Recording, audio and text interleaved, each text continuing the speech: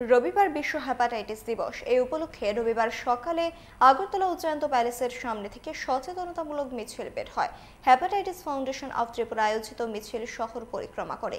মিছিলের সূচনা করেন পুর নিগমের মেয়র দীপক মজুমদার।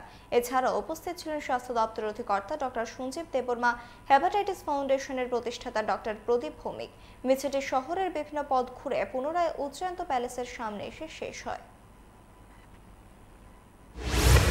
এই 28 জুলাই সারা বিশ্বের সঙ্গে সারা দেশে আমাদের এই রাজ্যেও হেপাটাইটিস রোগ সংক্রামক বিষয়ে জনগণকে সচেতন করার উদ্দেশ্যে, সতর্ক করার উদ্দেশ্যে এবং প্রতিরোধের ব্যবস্থা গ্রহণের উদ্দেশ্যে কিন্তু আজকের এই র্যালি।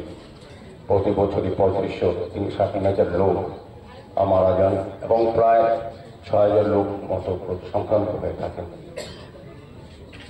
সেক্ষেত্রে আমি বলবো যে আমাদেরকে সচেতন হওয়া অত্যন্ত প্রয়োজন, কারণ লিভারজনিত কারণে হেপাটাইটিস বিভিন্ন লিভার, এটা আমরা সবচেয়ে গুরুত্বপূর্ণ অঙ্গ আমাদের দেহের মধ্যে সংক্রান্ত হয়ে থাকে।